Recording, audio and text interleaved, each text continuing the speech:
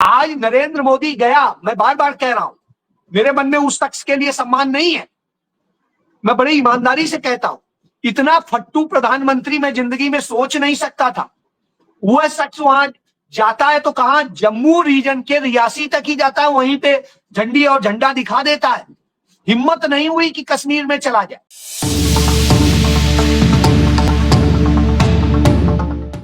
आदाब, नमस्कार, सत श्री अकाल। एनवीएन के खास कार्यक्रम दिल्ली दर्पण में आपका स्वागत है। मैं हूं डॉक्टर मुजफ्फर गजाली। भारत के अंदर सोशल मीडिया ने वो सवाल उठाए जो मेन स्ट्रीम मीडिया नहीं उठा रहा। नतीजे के तौर पर कई चैनल हुकूमत की नजर में है, कई के खिलाफ कार्रवाई है, कई को नोटिस मिल चुका है। आपको मालूम होगा कि अब से कुछ दिन पहले वायर के खिलाफ कार्रवाई हो चुकी है, न्यूज क्लिक के खिलाफ कार्रवाई हो चुकी है, मिल्लत टाइम्स को भी नोटिस दिया जा चुका है और अब अजय शुक्ला जी को खुद संज्ञान लेकर कोर्ट ने नोटिस थमाया है, सम्मन किया है। सवाल यह है कि फ्रीडम, प्रेस की फ्रीडम के इंडेक्स में भारत 180 देशों में 151वें पायदान पर है। तो क्या भारत में प्रेस की जो फ्रीडम है उसको छीनने की कोशिश की जा रही है? उस पर किस तरह के सवाल हैं, किस तरह के चैलेंजेस हैं मीडिया के सामने इस समय, इसी विषय पर हम बात करेंगे। आज हमारे साथ खास मेहमानों का पैनल जुड़ चुका है। हमारे साथ सीनियर जर्नलिस्ट अजय शुक्ला जी हैं। शुक्ला जी, आपका स्वागत है। हमारे साथ में आनंद वर्धन जी हैं जो सीनियर मोस्ट पत्रकार हैं। आनंद जी, आपका भी बहुत इस्तकबाल है, हमारे इस प्रोग्राम में स्वागत है। हमारे साथ में जागृति ईरानी साहिबा हैं। जागृति साहिबा, आपका भी इस्तकबाल है। तो पहला सवाल अजय शुक्ला जी आपसे ही, क्योंकि आपको खुद कोर्ट ने सम्मन किया है। क्या है मामला? क्या सवाल उठाना अब इस देश में गुनाह हो गया है, या वो सवाल आप उठा रहे हैं जो सवाल मेन स्ट्रीम मीडिया नहीं उठा रहा? क्या है इसके पीछे की कहानी? देखिए, निश्चित रूप से सवाल उठाना आज की डेट में सबसे बड़ा गुनाह हो गया है और इसका सबूत ये है, मुझे समन नहीं किया गया। 29 तारीख की रात को यह लिस्ट किया गया कि साहब एक सुमोटो लिया गया है और उसमें खुद चीफ जस्टिस ऑफ इंडिया की बेंच ने सुमोटो लिया है और उस पर एक्शन होगा। मैंने उसका टाइटल खोल के देखा सुप्रीम कोर्ट की वेबसाइट से, तो वहां से जो मिला, सुप्रीम कोर्ट पार्टी थी और मैं पार्टी था। लेकिन अगले दिन तुरंत 30 तारीख को डेट लगी हुई थी। स्वाभाविक सी बात है, मुझे रात को 9:45 बजे पता चलता है तो मैं कुछ कर नहीं सकता था। अगले दिन बात हुई, मेरी आनंद जी से भी बात हुई और भी मित्रों से बात हुई और सभी ने मेरे लिए अपने अपने ढंग से स्टैंड लिया और जो भी कर सकते थे करने की, जितनी थोड़ा सा वक्त था, कुछ ही घंटे का। उसके बाद में सुप्रीम कोर्ट में कोई, चूंकि मेरी तरफ से तो अपीयर नहीं हो सकता था, मुझे कोई नोटिस नहीं था, मैं अपीयर हो भी नहीं सकता था। वहां पर ये सीधे ऑर्डर पास कर दिया जाता है। ऑर्डर है, नोटिस नहीं है साहब, देख लीजिए ध्यान से जी। सीधे ऑर्डर पास कर दिया जाता है। और इसमें सबसे बड़ी चीज है, जो गवर्नमेंट ऑफ इंडिया इस केस में पार्टी नहीं है, वह सॉलिसिटर जनरल ऑफ इंडिया और अटॉर्नी जनरल ऑफ इंडिया, जो कि कभी भी एक साथ दोनों अपीयर नहीं होते हैं। दोनों अपीयर थे सामान्य तौर पे, चीफ की कोर्ट थी तो एक व्यक्ति अपीयर हो जाता है, चाहे सॉलिसिटर चाहे अटॉर्नी जनरल, या एडिशनल अपीयर हो जाता है। यहां तो दोनों थे और दोनों ने हमारे खिलाफ बोला। साहब वो किस कैपेसिटी में बोल रहे थे नहीं पता, लेकिन ऑर्डर में बाद में लिखा गया कि उन्हें कोर्ट ने अपने असिस्ट करने के लिए निर्देश दिया है। जिस समय बोले उस समय वो क्या थे पता नहीं, लेकिन साहब निर्देश दे, चलो कोई बात नहीं। 18 जुलाई को वो जो भी हम पे सजा करने का फैसला लेंगे वो सजा दे देंगे, देख लेंगे, जो भी सजा देंगे, मैं उससे डरता नहीं। मैं कोई माफी वीर नहीं हूं सावरकर की मैं माफी मांग रहा हूं। हाँ, मैं ये जरूर कहता हूं, यदि मेरा कोई शब्द गलत है तो मुझे प्लीज बता दीजिए मैंने क्या शब्द गलत बोला है, मैं उसके लिए माफी मांग लूंगा। किस जज को मैंने बोला है वो बता दीजिए, मैं माफी मांग लूंगा। इतने बड़े ऑर्डर में कहीं नहीं लिखा है कि कौन जज है, कौन किस जज को मैंने कहा है, कब कहा है, क्या शब्द कहे। तो साहब मुल्जिम को यही नहीं पता है कि उसने कहा क्या, किसको कहा है, कैसे कहा। बहरहाल मीडिया रिपोर्ट से मुझे पता चला बेलायम त्रिवेदी पे जो मैंने टिप्पणी की थी उसको लेके कोर्ट ने चूंकि ऑर्डर किया था, मैंने चूंकि न्यायालय के ऑर्डर के सम्मान में मैंने वो वीडियो डिलीट कर दिया। अब आप यह समझ लीजिए कि मुझे ये नोटिस रिसीव हो गया। अब जब ऑर्डर रिसीव हो गया, उस ऑर्डर में कहीं नहीं मुझे कहा गया है कि आप जो है इस पे कोई जवाब दीजिए। कहा गया है आइए और जो भी मतलब उन्हें फैसला लेना है वो लेंगे, आप को जो है इस पर फाइनल फैसला शब्द लिखा है। तो फाइनल ऑर्डर पास करेंगे कि साहब कितने दिन की सजा देंगे, कितने महीने की देंगे, साल भर की देंगे, क्या करेंगे, कितना जुर्माना लगाएंगे, उनकी मर्जी। तो मुझे कोई इससे फर्क नहीं पड़ता है। मैं सोच के बैठा हूं जो करना है करिए, मैं सच बोलता हूं, बोलता रहूंगा, मैं डरता नहीं। और रही बात मेरे शब्द कड़वे होते हैं क्योंकि मैं सच बोलता हूं। आप यदि मीडिया को गोदी बोलते हैं तो साहब गोदी प्रशासनिक अफसर भी हो सकते हैं, गोदी जजेज भी हो सकते हैं, गोदी पत्रकार भी हो सकते हैं, गोदी दूसरे लोग भी हो सकते हैं। तो एक को क्यों कह रहे हैं, सबको बताइए ना। पहली बात, इस देश में बायस्ड है न्यायपालिका, इसका उदाहरण देख। जब कुंभ में कितने लोग मर गए इसकी कोई संख्या आज तक सरकार ने नहीं बताई है ऑफिशियल, और इतने जो उम्मीद की जाती है वहां सैकड़ों लोग मरे हैं, गायब हैं, जो लापता हैं उन्हीं की संख्या 800 कुछ है। ऐसी स्थिति में साहब आज तक नहीं बताया गया, उस पर तो सो मोटो किसी ने नहीं लिया था, उस पर तो कोई कार्रवाई नहीं हुई। और जब भगदड़ मची दिल्ली के रेलवे स्टेशन पे, उस पे क्या सो मोटो लिया गया, उस पे कार्रवाई हुई, कुछ हुई नहीं हुई। दुनिया के इतिहास में मैं पहला जर्नलिस्ट हूं जिसके खिलाफ किसी देश की किसी सुप्रीम कोर्ट ने कोई सुमोटो केस रजिस्टर किया हो, और वो भी सीधे कन्विक्ट कर दिया। अब आप एक चीज बताइए कि आप ये जो भी कुछ कर रहे हैं, पहला केस है दुनिया का, और उस केस में भी आप ये नहीं बता रहे हैं साहब मेरा दोष क्या है, मैंने किसको कहा है, क्या कहा है, जी कब कहा। शुक्ला जी। तो और लोगों से ले लेते हैं एक एक बाइट। लास्ट में कह के खत्म करता हूं। इसके बाद में आप देखिए कर्नाटक में कल एक घटना होती है जो वहां पर भगदड़ मचती है उसके विजय जुलूस के कारण, और वहां पर 11 लोग मर जाते हैं। वहां का मुख्यमंत्री 1 घंटे के अंदर बता देता है कि इतने की डेथ हुई है, हमने ये एक्शन लिया है और हम ये कर रहे हैं। वहां 1 दर्जन से अधिक लोग सस्पेंड कर दिए जाते हैं, तमाम लोग हटा दिए जाते हैं ड्यूटी से। और उसके बाद यह स्थिति है कि वहां का हाई कोर्ट सो मोटो लेता है और कहता है ये बता। अब आप देखिए, इससे पता चलता है जब एफआईआर दर्ज कराई जाती है राहुल गांधी के खिलाफ गलत टिप्पणी करने वाले दो भाजपा समर्थित लोगों पे, तो उस स्थिति में वही कर्नाटक हाईकोर्ट उस पर स्टे कर देता है। और इसी केस में जिसमें वो सोमोटो ले रहा है कर्नाटक में, जब कर्नाटक क्रिकेट एसोसिएशन पर कार्रवाई करने के लिए एफआईआर दर्ज करने का कार्रवाई शुरू कर देती है कर्नाटक पुलिस, तो वहीं की हाई कोर्ट उसको रोक लगा देती है कि नहीं इन सब पे कोई दंडात्मक कार्रवाई नहीं हो। अब आप समझ लीजिए कि अदालतें किसके इशारे पे चल रही हैं, कहां खेल रही हैं, क्या कर रही हैं। यह अपने आप में सबूत है कि वो क्या है। जी जी आनंद वर्धन साहब, आप भी इतने लंबे समय से पत्रकारिता कर रहे हैं और तमाम ऐसे सवाल उठाते हैं जो आज की जरूरत है, समाज की जरूरत है, आवाम की जरूरत है। तो क्या सोशल मीडिया के लोगों को इसी तरह देश में परेशान किया जाएगा, आप क्या सोचते हैं? मैं थोड़ा डॉक्टर गजाली 2 तरह से इसको करूंगा। जो बात अजय साहब ने कही उसको, उसमें कुछ जिस तरह से मैं देख रहा हूं मैं उसको भी बताऊंगा, लेकिन वो बाद में। पहला जो आपका क्वेश्चन है पहले उसका आंसर दे लूं। जी एक बड़ा सोशल मीडिया का एक नाम और था, और मैं वैचारिक रूप से कुछ बातों को लेके उससे इत्तेफाक नहीं रखता हूं उसकी बात में, लेकिन जब वो लार्जर क्वेश्चन आता है तो हम सब एक हैं। वो 4PM था। 4PM इस समय जो सोशल मीडिया का लार्जेस्ट चैनल है, इसमें कहीं कोई दो राय नहीं है। कुछ बातों को लेके मेरा और उनका एक मत हम नहीं है, कुछ स्पेसिफिक बातों को लेके, लेकिन वो नीतिगत है। वो हमारे लखनऊ के हैं। जब उनका जिस दिन बंद हुआ, बहुत से लोगों को बाहर ये लगता है कि इन लोगों का, क्योंकि एक बार चैनल को लेके आपस में खींचतान कभी कुछ हुई थी किसी चीज मुद्दे को लेके, तो मैं शायद पहला आदमी था, मैं अमेरिका में था, मैंने वहां फोन किया। मैंने अमेरिका में था, मैं कुछ सेनेटर से मिला, मैंने कहा कि इनसे एलन मस्क से बात, अरे यूट्यूब वाले से बात करिए, गूगल में बात करिए, ये सब किया।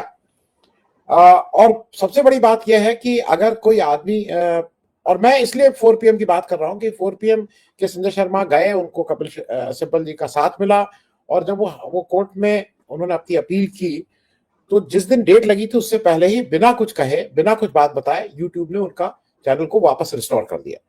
और उसमें भी बात वही थी जो अजय जी कह रहे हैं कि कारण कुछ नहीं बताया गया था कि किस स्पेसिफिक चार्जेस की वजह से आपको एंटी नेशनल बोला जा रहा है। उसमें ये बस कहा गया था कि गवर्नमेंट ऑफ इंडिया ने कहा है कि आपने एंटी नेशनल बातें की है, इसलिए हम इसको कर दे रहे हैं। इसमें जो एक मतलब मैं इसलिए इस तकनीकी बात को ज्यादातर जो मेरे जो दर्शक हैं और जो यूट्यूब चलाते हैं उनको थोड़ा कुछ चीजें सीखनी भी पड़ेंगी। हम सब लोग प्रिंट मीडिया से आ रहे हैं, प्रिंट मीडिया और इसमें थोड़ा फर्क रहता है। प्रिंट मीडिया के समय एक बहुत कॉमन चीज थी, अजय जी ने भी झेला होगा, जो भी प्रिंट है, कि 2-4 महीने में एक ना एक FIR कहीं ना कहीं हो ही जाती थी, क्योंकि आप किसी के का कुछ ना कुछ लिखते थे, उसको बुरा लगता था, वहां का वो विधायक या MP साहब या मंत्री जी या मेयर साहब वो थोड़े ताकतवर होते थे, वो उस जिले में कुछ ना कुछ FIR कर देते थे। ये बहुत नॉर्मल चीज होती थी किसी संपादक के लिए। अभी क्या हुआ है कि एक जो टेररिज्म शुरू हुआ है वो ANI के द्वारा हुआ है, और ये मैं नाम लेके ANI इसलिए कह रहा हूं कि वो थोड़ा सबको समझना होगा। अगर आप देश में देखिए तो ANI एक ऐसी संस्था, अब आप इस समय जो सातों हमारी टीमें गई थी, अभी जो सरकार ने भेजा था 7 दलों को अलग अलग प्रदेश में, मैं 2-3 मिनट और लूंगा क्योंकि उस बैकग्राउंड को बताना जरूरी है, इसलिए मैं थोड़ा समय ले रहा हूं।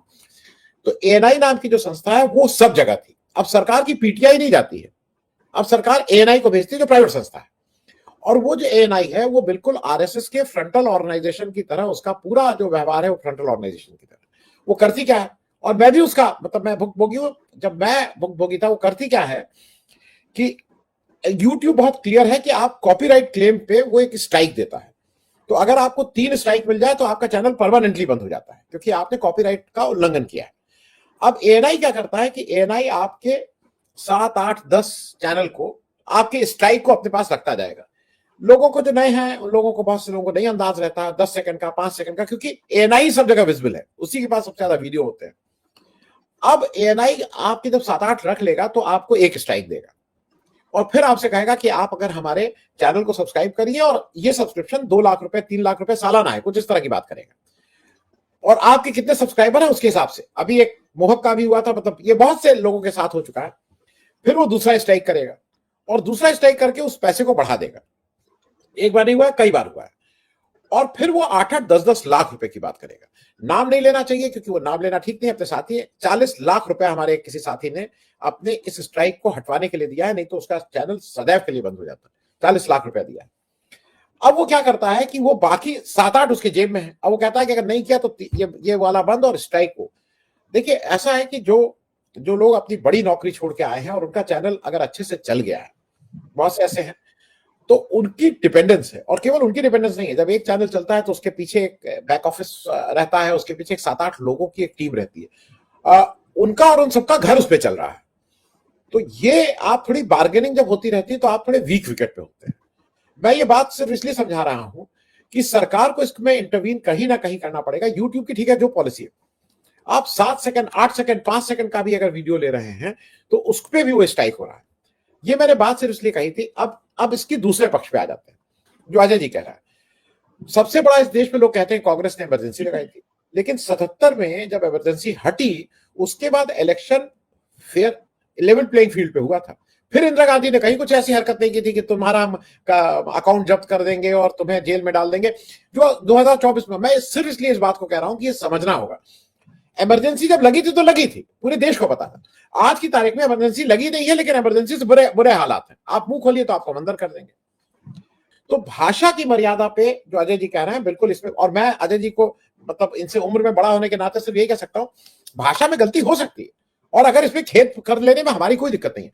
हम कंटेंट पे डटे हुए हैं, लेकिन ऑफ द मूवमेंट में मैं हो सकता है कोई ऐसी बात कह दूं जो नहीं कहनी चाहिए, मुझसे भी होती है। एक टर्म है चोरी चकारी, मैंने उसमें एक दिन किसी चोरी के साथ दूसरा टर्म यूज कर लिया था, वो भाषा के फ्लो में हो गया था। तो मुझे इस पर क्या अपेक्षा थी भाई, वो नहीं कहना चाहिए था। मैंने दूसरे दिन आके कहा कि नहीं भाई ये गलती, हालांकि किसी ने मुझसे कहा नहीं था, लेकिन मुझे ही लगा कि नहीं ये गलत टर्म हो गया था। तो मेरा कहना है कि अजय जी बिल्कुल ठीक कह रहे हैं कि भाई अगर भाषा की मर्यादा से किसी को दिक्कत लगी हो तो वो हम उसके लिए स्वीकार्य है वो। और अभी वो ऑर्डर हुआ है, अजय जी को मैं ये भी बता दूं, वो ऑर्डर पढ़ लें। By way of an ad interim order we restrain you. अच्छा, फिर उन्होंने कहा है इशू नोटिस हुई है। देखिए मेरे हिसाब से इशू नोटिस का आप ये याद रखिए कि उन्होंने कोर्ट के ऑर्डर्स को जरा समझ लीजिए। श्याम बीदा सिंह ने जब सदगुरु के अगेंस्ट एक वीडियो किया था, तो सदगुरु आके सोच लीजिए, सदगुरु आके ऑपोजिट पार्टियों के दिल्ली हाई कोर्ट में पहली डेट में बिना इशू नोटिस के ऑर्डर ले जाता है और ये ले जाता है कि क्या क्या कर दिया जाए। मेरा सिर्फ कहना यह है कि ये इशू नोटिस हुआ है, ये पूरा इसमें आपको मौका दिया गया है 18 जुलाई तक कि आप अपनी बात कह लीजिए। और मैं अभी भी सार्वजनिक रूप से इस बात को कह रहा हूं कि कंटेंट एक बात है, भाषा एक बात है। भाषा कभी भी फ्लो में हो सकता है कि कुछ हमसे भाषा हमारी आदत हो गई हो, मैं डॉक्टर सलीम खान को केवल सलीम बोल दूं, तुम बोल दूं, कुछ बोल दूं, हो सकता है मैं कोई ऐसी बात कह दूं जो अमर्यादित हो, तो उसमें मुझे खेद प्रकट करने में मेरे हिसाब से कोई दिक्कत होनी नहीं चाहिए। जी आनंदवर्धन जी, फिर मैं आता हूँ आपके पास में। जागृति राही जी हमारे साथ हैं, सोशल वर्कर हैं और बहुत ही स्पिरिचुअल इश्यूज उठाती हैं। जागृति जी, आप किस नजर से देख रही हैं कि फ्रीडम ऑफ स्पीच पर पाबंदी है या मीडिया की फ्रीडम पर पाबंदी है या ऐसे तमाम लोगों पर पाबंदी है जो सरकार से सवाल करने की हिम्मत दिखा रहे हैं? जी धन्यवाद गजाली जी। ये तो कुल मिलाकर के मामला हम लोगों के लिए कोई बहुत आश्चर्यजनक नहीं है।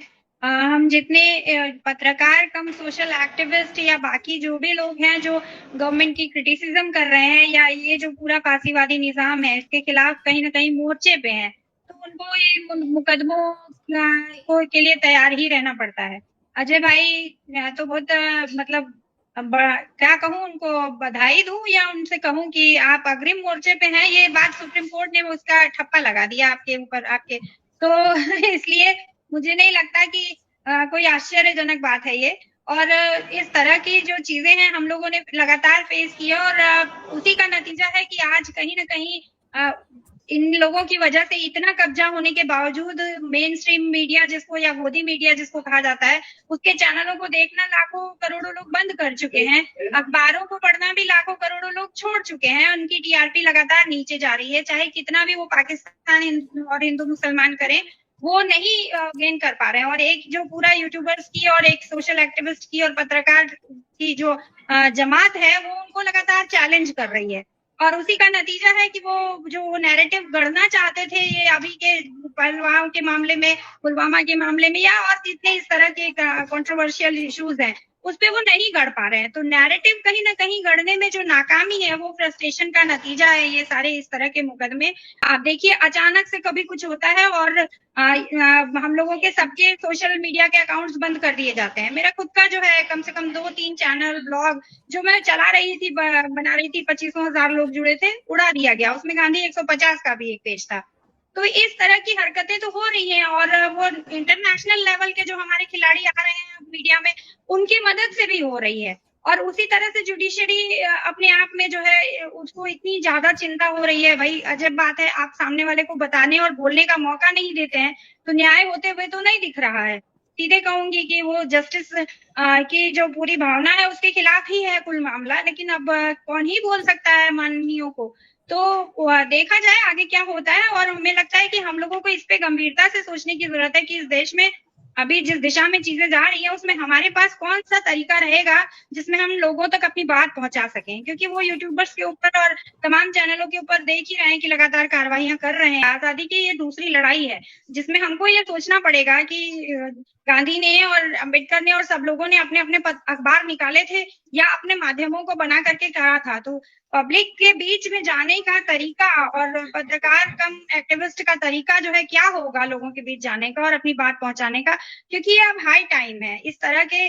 तो हमले बढ़ेंगे और लगातार बढ़ेंगे और इस तरह से और तमाम चीजों को लोगों को इंडिविजुअली हैरेस करने की, तंग करने की इनकी जो टेक्निक्स हैं वो बहुत ज्यादा है। आप देखिएगा कि पूरे देश भर में जो बुलडोजर चल रहा है, जिस तरह से लोगों को एक एक करके काउंटर किया जा रहा है, घर ढहाए जा रहे हैं, मुकदमे किए जा रहे हैं, जेलों में भेजा जा रहा है। बनारस से हूं मैं, लगातार किसी न किसी एक एक्टिविस्ट को किसी को कभी जेल भेजा जाता है, कभी मुकदमा किया जाता है। हम लोग लड़ते हैं, फिर 15-20 दिन में छूटता है, कभी 3 महीने में छूटता है, फिर कोई एक पकड़ा जाता है। तो ये एक ऑनगोइंग वॉर है जिसमें हम लोग सब पड़े हैं और डाल दिए गए हैं। तो उसमें अजय भाई भी हैं और मैं जनादेश में उनको लगातार सुनती हूँ और तमाम जगहों पर जिस स्पष्टवादिता के साथ वो बोलते हैं, ऑब्वियसली वो तो उनकी हिट लिस्ट में है ही।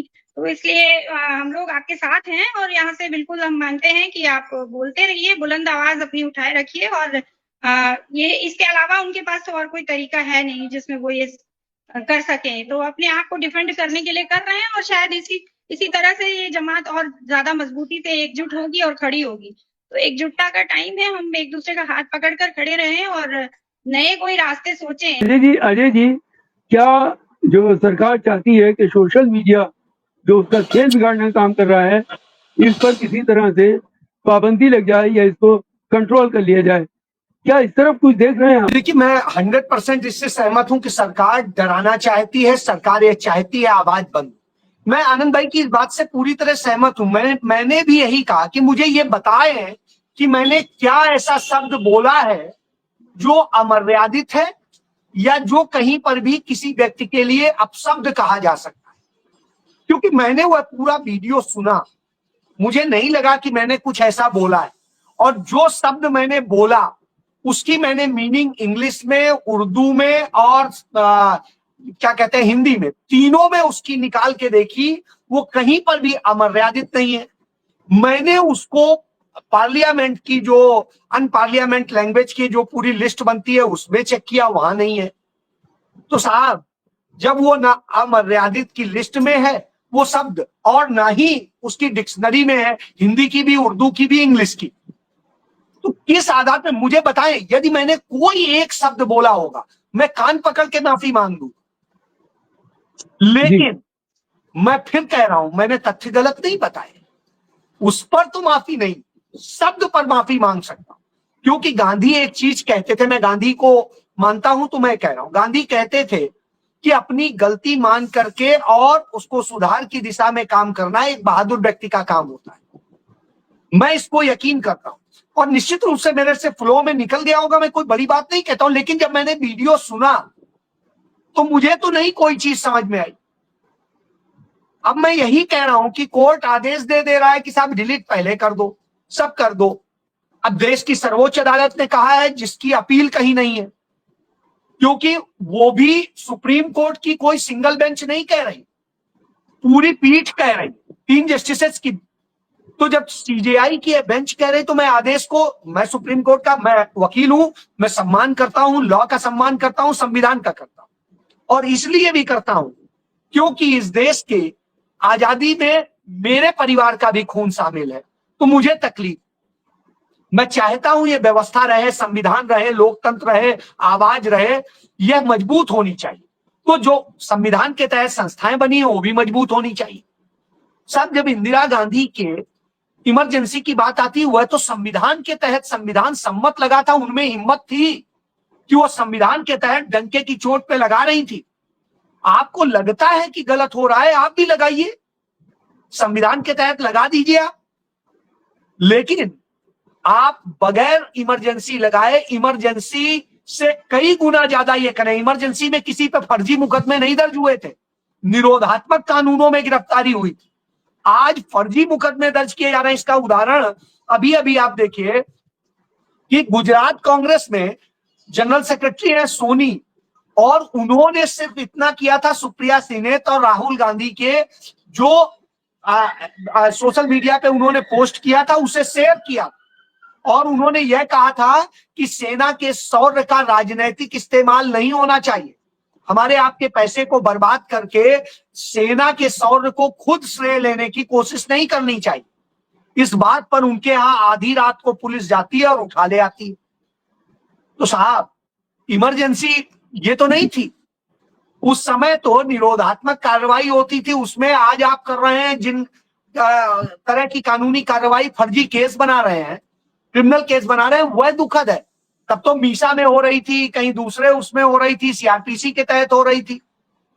आज फर्जी जो आईपीसी होती थी, जिसे बीएनएस कर दिया, उन सब में, आईटी एक्ट में, कहीं किसी दूसरी चीज में आप कर रहे हैं, एनआईए उठा ले जा रही है।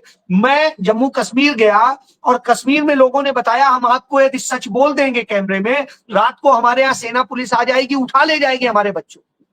यह स्थिति है। आज नरेंद्र मोदी गया, मैं बार बार कह रहा हूं, मेरे मन में उस शख्स के लिए सम्मान नहीं है, मैं बड़े ईमानदारी से कहता हूं, इतना फट्टू प्रधानमंत्री मैं जिंदगी में सोच नहीं सकता था। वो शख्स वहां जाता है तो कहां, जम्मू रीजन के रियासी तक ही जाता है, वहीं पे झंडी और झंडा दिखा देता है। हिम्मत नहीं हुई कि कश्मीर में चला जाए। तो आप सोचिए, जहां हिम्मत ना हो जिस प्रधानमंत्री में, तो वो ऐसी ही कायराना हरकतें कराता है क्योंकि वो कायर है, वो सरेंडर हो। मैं आनंदवर्धन जी के पास चलूंगा। आनंदवर्धन जी, हमने देखा पिछले दिनों काफी सारे पत्रकारों के ऊपर हमले हुए, कई लोगों का कत्ल भी हुआ, और फर्जी मुकदमात की बात अभी शुक्ला जी कर रहे थे। इसमें हर आदमी भुगतभोगी है। तो क्या ये आवाज बंद करने का तरीका है, या इस वक्त संकट है प्रेस के लोगों पर जो सवाल पूछने वाले हैं? इसमें वो पूरा हमारा जो पॉलिटिकल सिस्टम है वो भी उतना ही जिम्मेदार है, इररिस्पेक्टिव ऑफ और मैं कांग्रेस पार्टी को इंक्लूडेड। आप आज कांग्रेस पार्टी के किसी आदमी से कहीं जरा आ जाओ, जरा देख लेता हूं, अगर वहां गाली खाने जाते हैं, रोज गाली खाते हैं, उसके बाद भी आप अपने सोशल मीडिया पे बुलाइए तो उनके पास अगर वक्त होगा तो यहाँ आएंगे, नहीं तो वो भी गाली खाने में ज्यादा उनको अच्छा लगता है कि खुजली रहती है कि गाली कैसे खाए। मैं ये बात इसलिए कह रहा हूं कि एक आपका एक तरफ जो इलेक्ट्रॉनिक मीडिया जो, और दूसरा जो प्रिंट मीडिया, ये भी आपके अगेंस्ट काम कर रहा है। ये सोशल मीडिया को के साथ नहीं काम कर रहा है, इन टेंडम नहीं है, अगेंस्ट है। मैं जो लार्जर क्वेश्चन को एड्रेस कर रहा हूं, जो अजय भाई को शायद मैं जो कहना चाह रहा हूं, आज हम सब लोगों के लिए ज्यादा जरूरी है जिंदा रहना। अब वो जिंदा रहने के लिए हो सकता है कि कुनैन की गोली खानी पड़ रही हो सकता है कुछ स्टेरॉइड लेने पड़ रहे हो सकता है कोई पेन किलर लेना पड़ रहा हो, जो नॉर्मल कोर्स में नहीं लेना चाहिए था किसी पत्रकार को। लेकिन ये सरकार तो ये चाहती है कि आप कुछ ऐसा कर लीजिए कि जिससे आप अपने आप इससे मुक्ति मिल जाए। कि अगर मैं अजय भाई की इस बात से मानता हूं, लेकिन मैं आगे कह रहा हूं, भाई वो चीफ जस्टिस ऑफ इंडिया है, उनको ये लगता है कि आपने गलत कहा, मुझे कोई दिक्कत नहीं। मतलब मुझे ऐसा लगता है कि आप कह दीजिए भाई ये आपने कहा कि आपको शब्द इस्तेमाल करने चाहिए था महिला, आपने औरत इस्तेमाल किया, ये गलत है, तो हम गलत मान लेंगे आपकी बात। आपकी बात सर आंखों पे, चीफ जस्टिस ऑफ इंडिया आप सबसे बड़े इसको समझने वाले हैं। लेकिन इसी जगह इस चीफ जस्टिस ऑफ इंडिया को यह भी समझना होगा कि प्राइम मिनिस्टर चुने हुए व्यक्ति को एक आदमी गाली दे रहा है, और गाली छोटी मोटी नहीं दे रहा है। अजय शुक्ला जी जो कह रहे हैं, ये उनको भाई आदर सूचक की जगह थे की जगह था बोल रहे हैं। ये वेस्टर्न यूपी का भी अब तक बच सकते हैं। लेकिन एक महिला है जिनका नाम है कंगना रनौत, वो उनको अल्फा मेल कह रही है। अल्फा मेल का मतलब समझते हैं? जो लोग काम कर रहे हैं, सीरियस काम कर रहे हैं, मुझे और अजय जी को मैं इसलिए कह रहा हूं कि मेरी उम्र शायद बड़ी है, तो जिंदा रहना ज्यादा जरूरी है। और उस जिंदा रहने के लिए अगर कहीं ये लगता है कि क्योंकि लार्जर चीज को आप एड्रेस कर रहे हैं, ये कोई मेरी व्यक्तिगत लड़ाई नहीं है। आज अगर मैं एक स्टैंड लिया हूं, अगर आरएसएस के इस जो विचारधारा से इस देश को बचाना है, उससे लोगों तक पहुंचाना है, तो हो सकता है कि मुझे कोई एक ऐसा काम करना पड़े जो व्यक्तिगत रूप से मैं नहीं करना चाहूं। लेकिन लार्जर इंटरेस्ट में अगर मुझे लगता है कि नहीं ठीक है, मुझे इस पे खेद प्रकट कर लेने से चैनल बंद नहीं हो रहा है, तो चैनल ना बंद होना ज्यादा जरूरी है। जी, हमारे साथ में डॉक्टर सलीम खान साहब हैं, जो एनवीएन के चीफ एडिटर हैं। तो सलीम साहब, आपकी आखिरी टिप्पणी में लूंगा क्योंकि हमारा समय खत्म हो रहा है। देखिए, मेरी ये सोच है कि गालिब का शेर है, गालिबन दर्द का हद से गुजरना है दवा हो जाना, या मुश्किलें मुझ पर पड़ी इतनी कि आसान हो गई। मेरा ये ख्याल है कि आनंद वर्धन साहब जिन लोगों के बारे में कह रहे थे कि जो पत्रकारिता के नाम पर कुछ और कर रहे हैं, उनको सजा हो, उससे हमको कोई हमदर्दी नहीं है। लेकिन सरकार को उनको सजा देने में भी कोई खास दिलचस्पी नहीं है, इसलिए कि वो तो उसी का काम कर रहे हैं जो सरकार करती है, वही कर रहे हैं। अलग स्केल अलग है, लेवल अलग है। लेकिन जो लोग सच बोल रहे हैं उनके मसाइल हैं, और उनके मसाइल बढ़ेंगे, इसलिए कि सरकार के अंदर जो असुरक्षा की भावना है वो बहुत तेजी से बढ़ रही है। उसके सारे प्लान एक एक करके फेल होते जा रहे हैं। तो अब वो बहरहाल नजला उन्हीं लोगों पे उतरेगा जो कि सच बोलते हैं, और जो लोग कमजोर हैं उनके दिल से डर निकालने का एक ही तरीका है कि जो ताकतवर है वो डट के खड़ा हो जाए। और जब कोई इंसान किसी को देखता है, किसी को पंजा आजमाई करते हुए देखता है, किसी को आंखों में आंखें डाल के बात करते हुए देखता है, तो बाकी सैकड़ों लोगों के दिल से जो है वो डर निकल जाता है। वो ये सोचता है कि यार अजय शुक्ला साहब अगर जेल जा सकते हैं तो मैं क्यों नहीं जा सकता। तो मैं ये समझता हूं कि ये बहुत बड़ा इंस्पिरेशन और मोटिवेशन है उन लोगों के लिए जो कि अभी इस मैदान में थोड़े से हिचकिचा रहे हैं। तो ये ऐसा मौका है कि इसमें हम लोगों में से कुछ लोगों को तो कुर्बानी देनी पड़ेगी और जेल जाना पड़ेगा, ताकि जो हमारी पूरी वो सोसाइटी है जो कि सच बोलना चाहती है उसके दिल से डर निकल जाए। और फिर मैं तो ये समझता हूँ कि जब भी लोगों ने संघर्ष किया है उनको हमेशा कामयाबी ही मिली है और आगे भी कामयाबी ही मिलेगी। शुक्रिया जी। आप तमाम मेहमानों का इस चर्चा में भाग लेने के लिए बहुत शुक्रिया। आज इस वीडियो में इतना ही, फिर मिलेंगे एक और मुद्दे के साथ। तब तक के लिए दीजिए विदा। बहुत बहुत शुक्रिया।